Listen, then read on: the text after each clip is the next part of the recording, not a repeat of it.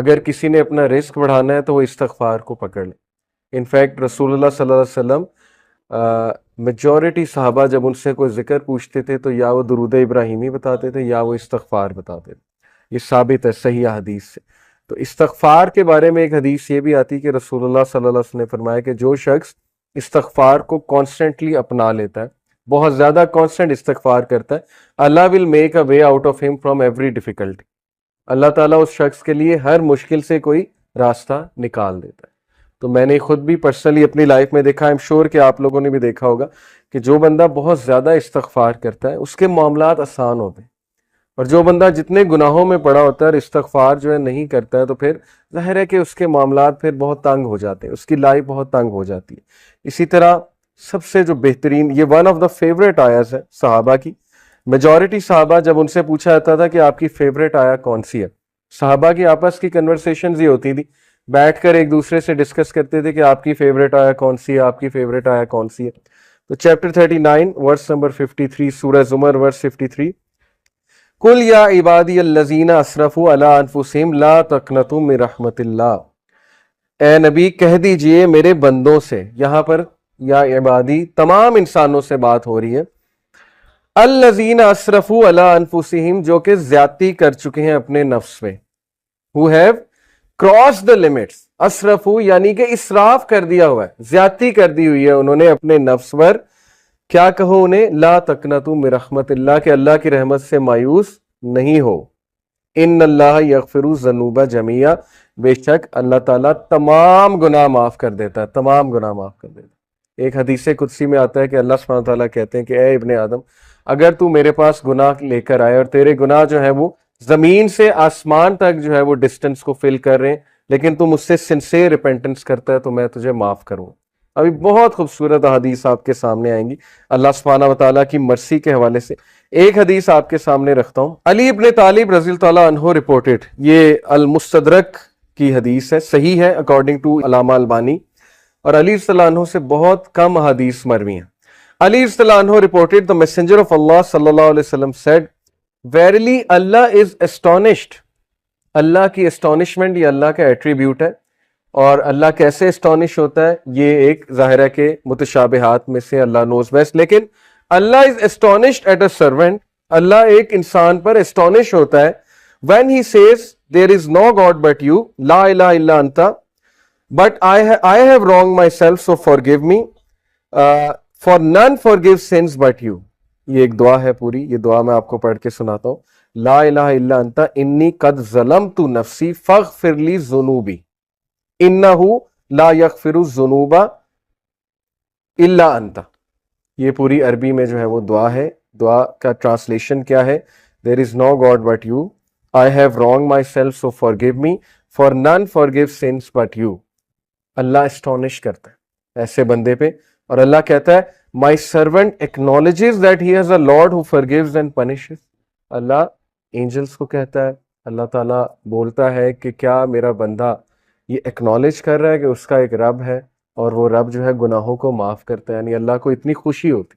اسی سے ریلیٹڈ ایک اور حدیث ہے کہ جب ایک گناہ گاری, صحیح بخاری کی حدیث ہے, جب ایک گناہ گار شخص اللہ سے گناہوں کی معافی مانگتا ہے تو اللہ کو اس طرح کی خوشی ہوتی ہے جیسے ایک انسان جس کا کیمل ڈیزرٹ میں لاسٹ ہو گیا تھا اور وہ اپنے کیمل کو ڈھونڈ رہا تھا, اور اس کیمل پہ سارا سامان تھا, اس کیمل پہ پانی بھی تھا, اس کا باقی بھی دیگر سامان تھا, اور اچانک اسے دور سے وہ کیمل چلا نظر آتا ہے تو وہ خوشی میں آپے سے باہر ہو کر جو ہے وہ یہ کہتا ہے کہ اے اللہ میں تیرا رب ہوں اور تو میرا بندہ ہے. یہ حدیث کے الفاظ ہیں, یعنی خوشی میں اس طرح کے الفاظ کہہ دیتا ہے.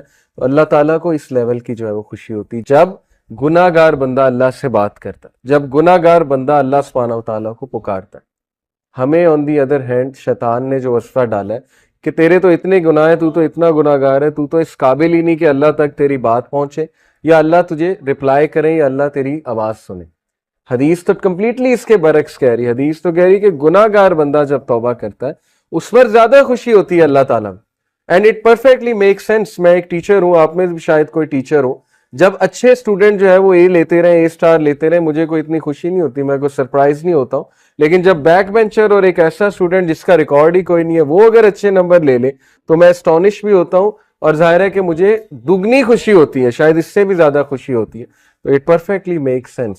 اوکے, تو یہ اسٹانشمنٹ کے بارے میں, اللہ کی اسٹانشمنٹ یہ اللہ کا ایٹریبیوٹ ہے کہ رب اسٹانش ہوتا ہے, اور اسی لیے اللہ نے اپنے عرش پر لکھوایا نا کہ ویریلی مائی کمپیشن اوور کمس مائی wrath, بے شک میری جو نرمی ہے یا میرا جو کمپیشن ہے, میری جو محبت ہے, میری جو مرسی ہے, وہ میرے غصے پر حاوی ہے, وہ میرے غضب پر حاوی ہے.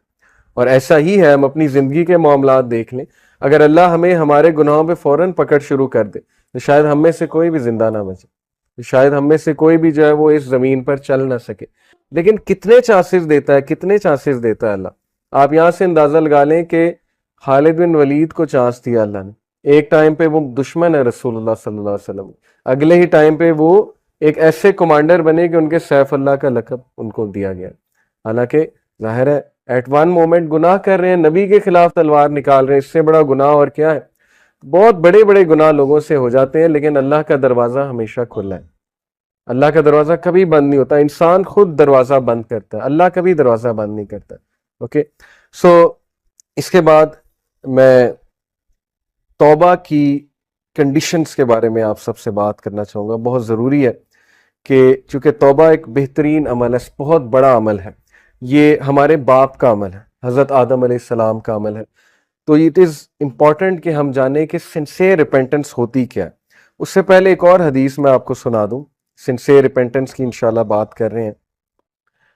سن ڈیو ٹو ڈیزائر, ڈیزائر کی وجہ سے سن اور ایروگنس کی وجہ سے سن, یہ دو مختلف چیزیں, یہ سمجھ لیں.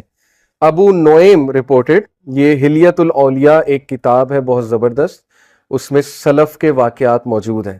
ابو نعیم رپورٹڈ سفیان ابن عیینہ رحمہ اللہ said whoever commits a sin due to desire, جو بھی گناہ کرتا ہے خواہش کی وجہ سے, verily whoever commits a sin due to desire we should hope for his repentance, ہمیں امید ہونی چاہیے کہ اس کا گناہ معاف ہو جائے گا. کیوں؟ verily آدم علیہ السلام disobeyed due to desire and he was forgiven, کیونکہ ہمارے باپ آدم علیہ السلام نے ڈیزائر کی وجہ سے, ڈیزائر تھی نا کہ اللہ نے منع کیا ٹری سے نہیں کھانا, سیلف کنٹرول ظاہرہ لوز ہو گیا فار واٹ ایور ریزن, اور ڈیزائر کی وجہ سے جو ہے یا کیوریوسٹی کی وجہ سے ہے گناہ کر بیٹھے.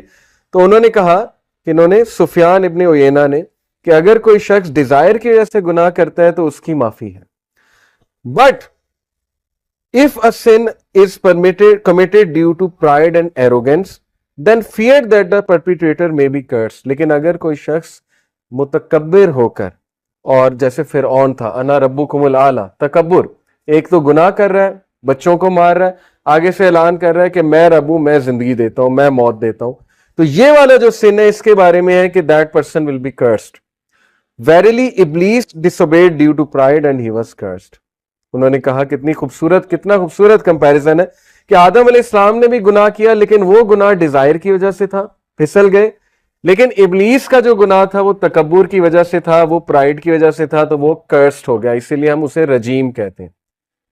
تو اگر آپ کسی کو گناہ میں مبتلا دیکھیں تو اس کو پہلی تو بات جج نہ کریں, کیونکہ وہ شخص سٹرگل کر رہا ہے, وہ کون سا پرائڈ میں کر رہا ہے.